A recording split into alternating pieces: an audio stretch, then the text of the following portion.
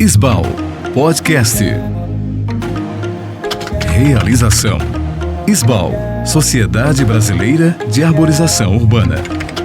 AD Estúdio, solução em tecnologia.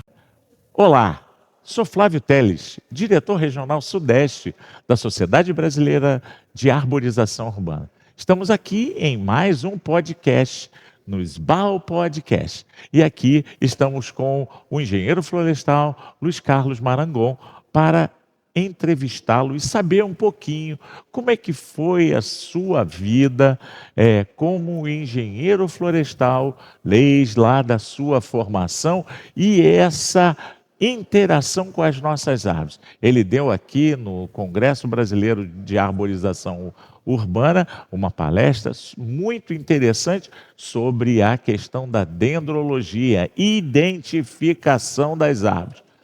Marangon, seja muito bem-vindo. E a minha primeira pergunta é isso: como é que você, lá atrás, né? Porque quando a gente entra na faculdade, a gente não tinha a mínima ideia, né, de que a gente ia gostar tanto dessa coisa de árvores, principalmente em cidades, em levantamentos, porque na época da nossa formação era mais pinos e eucaliptos, né? Tanto você lá em Viçosa quanto eu lá na Rural do Rio, era isso que mostravam para gente. Como é que foi a sua trajetória até chegar nas árvores e a sua relação com a arborização urbana? Ô Flávio, bom dia. Na realidade, a minha história com a engenharia florestal começou muito cedo, né? Não sei se você chegou a conhecer o professor Ramalho, que foi um dos precursores aí, uma pessoa que trouxe a dendrologia, né, para a engenharia florestal. Eu tenho uma pequena história dele, porque eu aprendi a gostar de engenharia florestal com ele, porque ele casou com a minha irmã. Então, o que aconteceu? Naquela época, ele já colecionava frutos, semente, uma carpotecazinha bem ainda iniciando, né, lá, até na minha casa, inclusive, na casa da minha mãe. E eu comecei a gostar, né, daquele método que ele utilizava e tudo mais. E quando eu entrei para fazer o vestibular em engenharia florestal, naquela época você tinha 3 opções, né? 2 dentro de um núcleo e 2 dentro de um outro. E eu fiz a primeira opção pela engenharia florestal na época. Era agronomia, lá em Viçosa, agronomia e engenharia florestal era muito disputado naquela época, e a minha primeira opção foi para a engenharia florestal. Então, o meu gosto pela engenharia florestal começou aí. E no avançar do meu curso, né, eu fiz dendrologia já quase no 6º período, foi quando eu saí para o Projeto Rondon na época. Então, eu já tinha um certo gosto pela vegetação, né? Eu gostava de entrar no mato, aquelas coisas todas, saber de árvores, conversar com pessoas, né? Os famosos mateiros, né, que sabem muito a respeito. Então, aquilo era uma grande atração para mim, ver uma vegetação, e se eu não entrasse, eu dava um jeito de chegar, eu ia pegar cavalo em pasto, inclusive, na época, né? Para ajudar meu pai, e eu gostava demais de entrar, comer uma frutinha, uma coisa assim. E assim foi desenvolvendo meu gosto pelas árvores, né? E naquela oportunidade, a minha geração dentro da engenharia florestal, que foi na década de 70, foi aquele boom de incentivos fiscais para se instalar no Brasil as florestas plantadas, né? E a formação nossa era muito em cima da eucaliptocultura. Porém, eu achava que deveria enveredar também para o outro lado da vertente nossa, que nós temos 2 vertentes bem claras, que é a produção e a conservação. Então, aí é que iniciou todo esse gosto, e a coisa foi afunilando à medida que eu fui avançando. E quando você começou já na vida profissional, né, e aí virou professor da universidade, como é que a questão da arborização urbana foi entrando na sua vida profissional? Porque é aquilo que a gente comentou antes, não era na nossa praia lá Exato. atrás, né? Exato. Nada disso. Aham. Quando muito a gente ia para a área de conservação das árvores, entender o que tinha lá, fazer levantamento, né? Neste contexto aí, o que me levou a isso foi, nós tínhamos naquela oportunidade a disciplina de arborização urbana, arborização urbana mesmo, ela era optativa na nossa matriz curricular. Mas eu quis fazer a disciplina, e naquela oportunidade, nos idos de 76, 77, por aí, que eu me formei em 78, aí, curiosamente, já existia um discurso em relação à questão da arborização, no sentido de levar mais nativas para as ruas, né? Para poder, ontem eu estava até mencionando de que você erraria menos na arborização urbana a partir do momento que você utilizasse espécies da tipologia florestal predominante na região do seu município. Então, já naquela oportunidade, tinha esse discurso já, entendeu? Porque eu acho que a arborização urbana no Brasil, ela foi acontecendo em cima de muitas espécies trazidas, né? Que são as denominadas exóticas, das quais eu não tenho nada contra. Bem utilizada, ela tem o serviço ambiental e presta com muita qualidade, inclusive. Porém, eu acho que a questão de você ter uma resposta dentro da arborização urbana em torno de... É um investimento a longo prazo, né? Você vai ver a resposta depois de 10, 15, 20 anos. Então, dentro desse aspecto, o que ocorria na minha cabeça, né? E eu enveredei por esse lado aí muito em função disso. Nunca tive, assim, a questão da arborização que você perguntou. Eu estou fazendo alguns rodeios para poder tentar colocar de forma mais precisa. Então, eu nunca entendi o porquê que não se colocava a tipologia florestal da região nas ruas, né? E você há de convir que naquela oportunidade não era uma coisa tão discutida assim, né? Na década de 70 ainda não estava ainda isso bem definido, né? Hoje nós temos denominações, inclusive, de florestas urbanas. Então, querendo ou não, houve uma evolução, né? E eu comecei a gostar muito da arborização porque eu ministrava dendrologia, né? Eu entrei na universidade em 1979 e fui dar aula de nível médio para a formação de técnico florestal, que era no campus de florestal da UFV, Universidade Federal de Viçosa. Então, naquela oportunidade, eu ministrava dendrologia e mais outras disciplinas, né? E eu via na dendrologia, assim, um caminho muito direcionado para a arborização, porque a dendrologia, ela caracteriza as espécies, copa, tronco e base, né? Além disso, trabalha toda a ecologia das plantas, né? E uma situação muito importante que tem a questão da distribuição geográfica, que ela sai no levantamento dendrológico. Então, eu sempre achei que a dendrologia era uma base muito importante para a arborização urbana. Indiretamente, se eu gostava de dendrologia, eu gostava da arborização urbana também. E uma das coisas que mais me chama a atenção em qualquer lugar que eu vou, até hoje, depois de 43 anos de atividade, é olhar as árvores quando eu entro em qualquer cidade que eu não conheço ainda. Sim. Então, a dendrologia meio que é parelha com a arborização urbana, porque eu pessoalmente encaro como uma base muito importante para a arborização urbana. E quando é que você conheceu a SBAL? Quando é que a SBAL entra na sua vida? A SBAL, eu ouvi falar algumas vezes, né, da SBAL, mas ainda não tinha enveredado pelo mundo da SBAL, né? Em alguns momentos eu atendi solicitações de alguns amigos que pediam, né?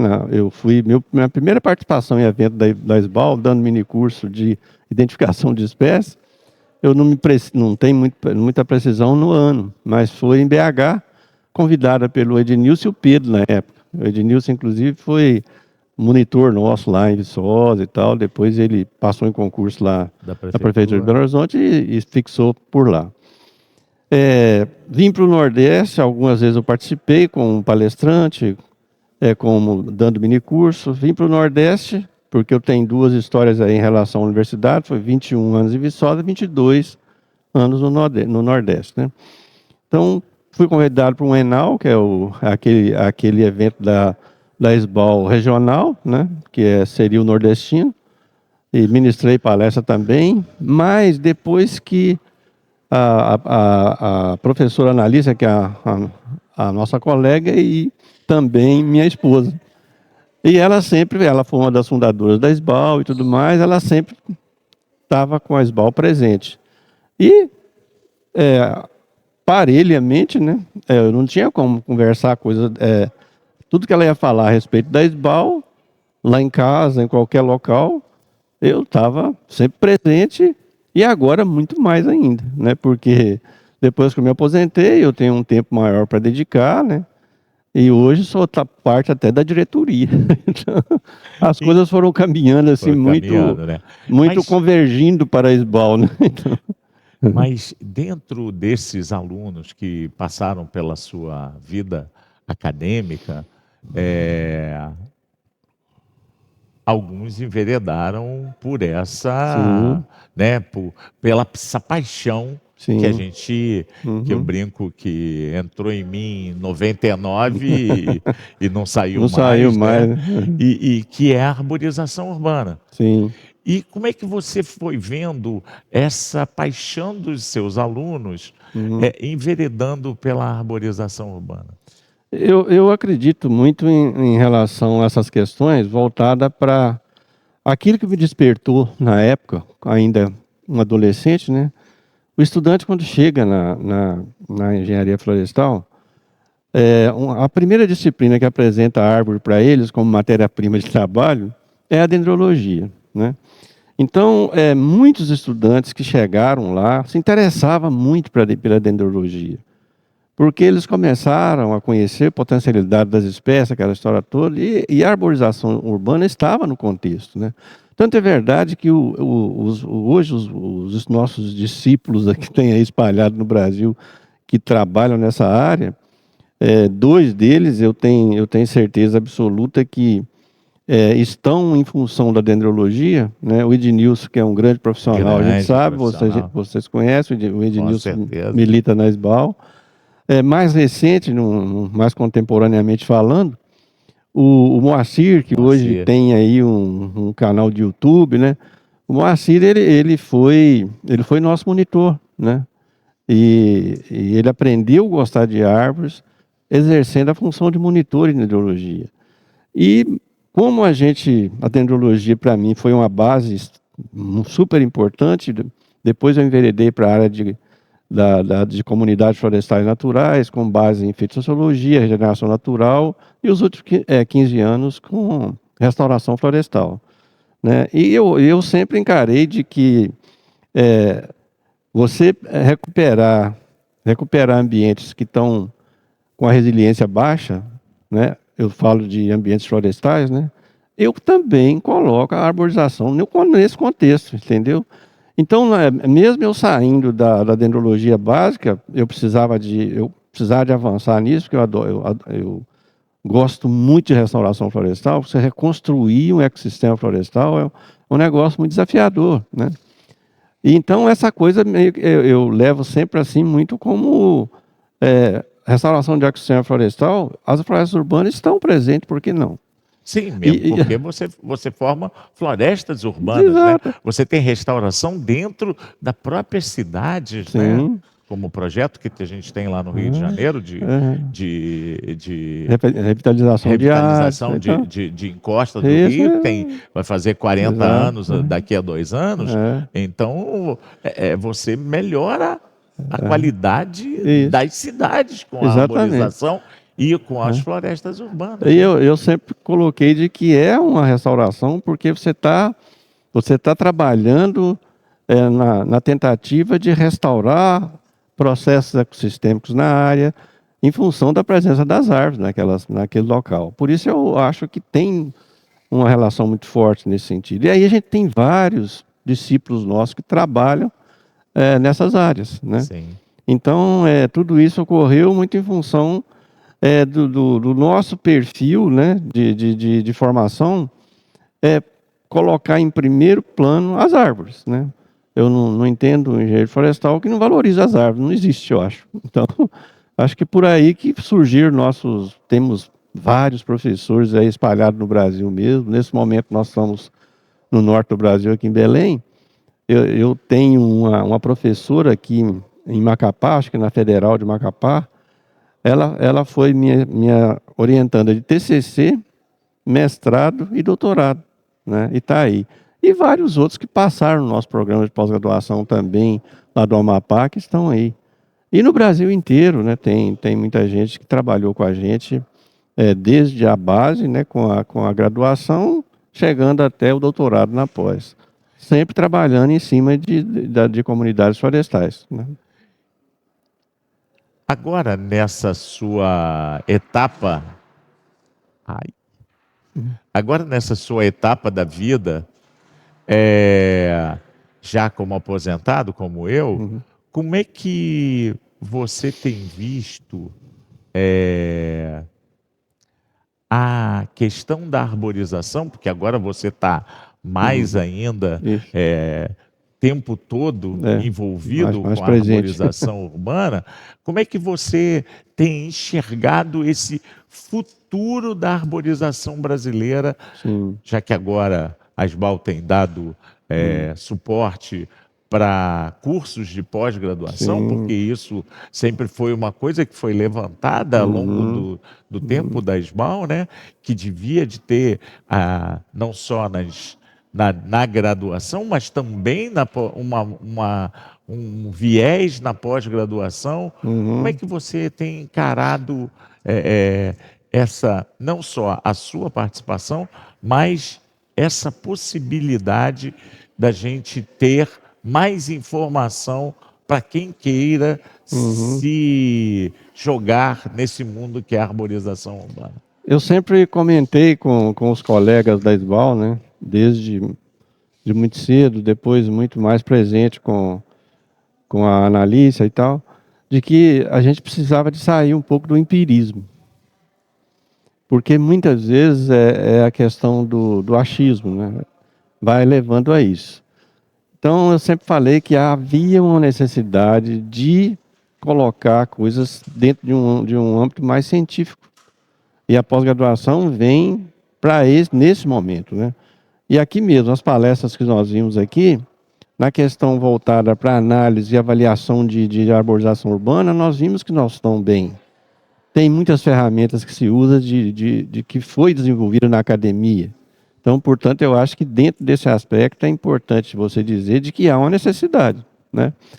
Agora, eu acredito que a gente precisa de investir mais nas pesquisas em relação à arborização, mas, porém, fazê-las de forma que ela seja difundida. Ou seja, eu tenho um trabalho que eu fiz aqui, desenvolvi uma dissertação de mestrado, uma tese de doutorado, mas ela tem que chegar lá na ponta. O engenheiro que é florestal, que é responsável para poder comandar equipes de plantio, né, tem que chegar a informação nele de avanço tecnológico.